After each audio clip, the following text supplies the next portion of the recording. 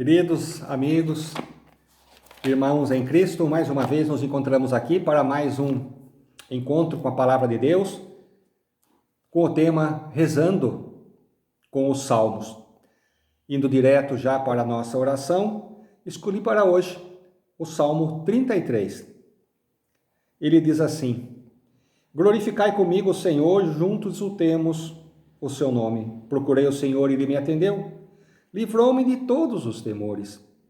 Vede, este miserável clamou e o Senhor o ouviu, de todas as angústias o livrou. O anjo do Senhor acampa ao redor dos que o temem e o salva. Provai e vede como o Senhor é bom. Feliz o homem que se refugia junto dele. Reverenciai o Senhor vós, seus fiéis, porque nada falta àqueles que o temem. Os poderosos empobrecem e passam fome, mas aos que buscam o Senhor nada lhe falta. Vinde, meus filhos, ouvi-me e vos ensinarei o temor do Senhor. Qual é o homem que ama a vida e deseja longos dias para gozar de felicidade? Guarda a tua língua do mal, aparta-te do mal e faz o bem. Busca a paz e vai ao seu encalço. São numerosas as tribulações do justo, mas de todas o livra o Senhor. O Senhor livra a alma de seus servos. Não será punido quem a ele se acolhe. Glórias ao Pai, ao Filho e ao Espírito Santo, como era no princípio, agora e sempre. Amém. Muito bem, meus irmãos. Mais um salmo para nós podermos rezar com ele hoje. E já vamos então fazendo a nossa oração. O que ele está nos dizendo? Como rezar com essa passagem? Bem, primeiramente, quem escreveu esse salmo aqui, no caso o salmista, ele diz assim: glorificai comigo o Senhor, juntos exaltemos o seu nome. Ele está nos convidando a exaltar o nome do Senhor, a elevar um louvor a Deus. E por que ele está nos convidando? Porque ele diz assim: procurei o Senhor e ele me atendeu, livrou-me de todos os temores. Vede, este miserável clamou e o Senhor o ouviu, de todas as angústias o livrou. Então, meus irmãos, nós vemos que ele estava passando por uma grande tribulação, por uma grande dificuldade, assim como nós também passamos em nossa vida. Pode ser que você esteja passando nesse momento, passou por esses dias, ou quando vier a passar, lembrar dessas palavras. Ele começa glorificando a Deus. Por quê? Porque ele passou por uma grande provação, sentiu-se miserável, necessitado do auxílio de Deus e foi atendido. Como que Deus o ouviu? Como que Deus o socorreu? Olha que bonito. O anjo do Senhor acampa em redor dos que o temem e o salva. Olha, meus irmãos, olha só a vida angélica aí. Muito mal usada, muito mal utilizada por nós cristãos católicos. Nós imaginamos às vezes que os anjos são apenas para as criancinhas. Estamos acostumados a ver aquelas fotos de criança à beira do precipício e um anjinho protegendo ela. Sim, vai estar desde lá, mas o anjo está aqui colocado por Deus ao nosso lado, para nos conduzir no dia a dia de nossa vida, protegendo nossos passos do descaminho e da perdição eterna. Olha só o que nos diz, por exemplo, a carta aos Hebreus, no capítulo 1, versículo 14. Não são todos os anjos espíritos a serviço de Deus, que lhes confia missões para o bem daqueles que devem herdar a salvação. Futuramente farei alguns programas falando sobre a vida angélica, sobre o que são os anjos, como eles agem na nossa vida, como nós entrarmos em diálogo com eles, como pedir e rogar a sua presença e proteção. Mas nós vamos deixar isso daí futuramente, né? Para outros programas, quando formos falar sobre a vida angélica. Então nós vemos aqui que Deus envia o seu anjo que acampa ao redor dos que o temem. Sabemos que temer a Deus, meus irmãos, é aquele respeito profundo, aquele desejo de participar da vida divina. Não para aqueles que têm uma fé, né, que de vez em quando reza e pede. Se daí Deus olha para ele e fala: filho, eu estou querendo te ajudar, mas você não quer que eu participe da sua vida. Então ele sente a proteção de Deus através da proteção angélica nesse momento de perseguição e tribulação. E ainda ele continua dizendo: provai e vede como o Senhor é bom, feliz o homem que se refugia junto dele. que nos momentos de perseguição busca a Deus, sente-se impotente, miserável, necessitado do auxílio divino. Esse daqui é um versinho também, um versículo que nós rezamos após a elevação da hóstia, quando o sacerdote, né, oferece ao povo, né, felizes os convidados para a ceia do Senhor. Antes disso ele vai falar, Jesus, eu sou a luz do mundo, quem me segue não andará nas trevas, e o outro é esse momento aqui também, tirado desse salmo, provai e vede como o Senhor é bom, feliz o homem que nele se refugia.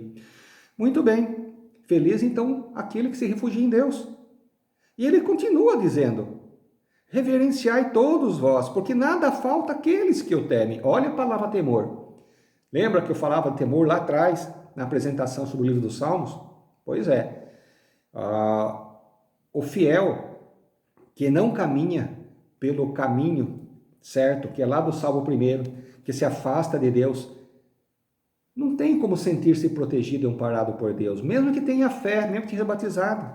Ele tem que fazer a opção de caminhar à beira do riacho, como as árvores plantadas ali, se alimentando de Deus, se nutrindo de Deus.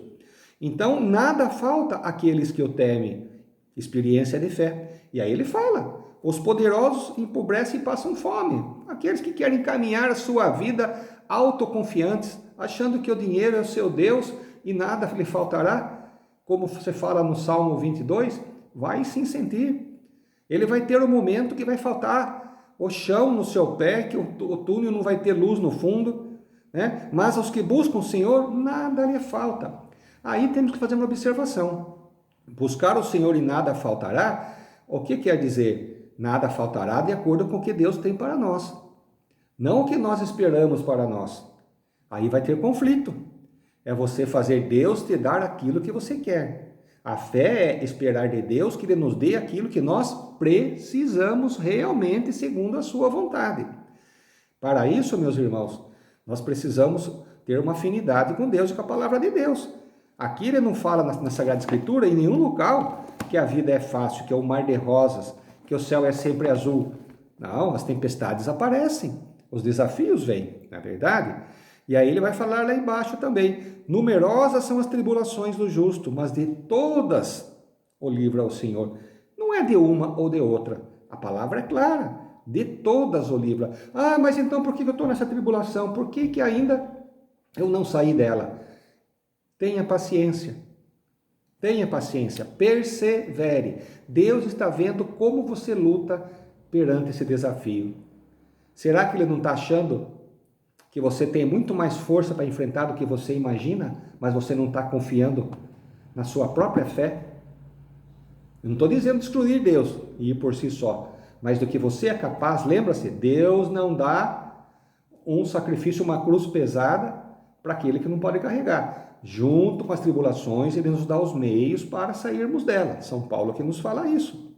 Então, numerosas são as tribulações. Uns têm mais, sim, outros têm menos.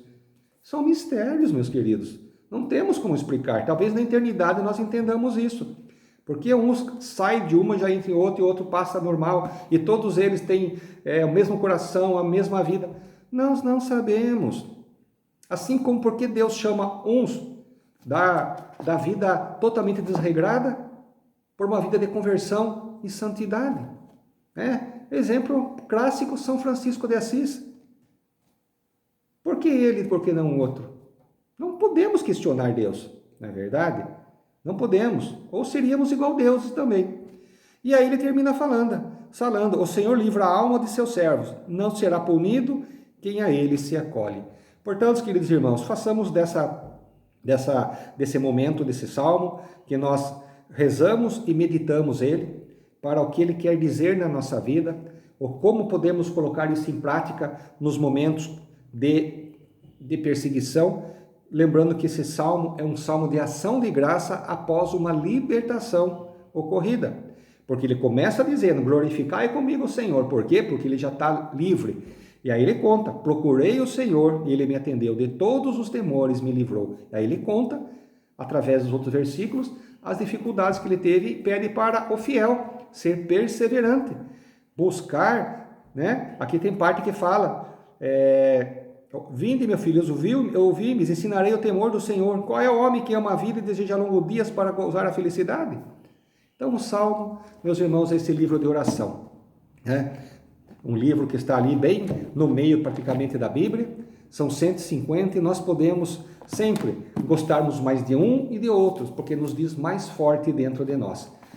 Passamos então dos livros dos Salmos, esse livro nosso oracional, mas não só para lermos e fecharmos, vamos conversar com a palavra. O que a palavra tem para nos dizer e o que nós podemos responder para Deus. Aí, depois da meditação, nós fechamos os olhos e falamos: obrigado, meu Deus, porque assim como livraste este irmão um dia de tantas tribulações, vós também já me livraste a mim e minha família de tantas dificuldades. E eu sei que em todos os momentos, quando houver novas tribulações, vós virá em meu socorro, enviará o anjo para acampar ao meu redor e me proteger. E assim nós vamos crescendo na nossa fé, no nosso dia a dia. Fique com Deus, sob a proteção da Virgem Maria, em nome do Pai, Filho e Espírito Santo. Amém.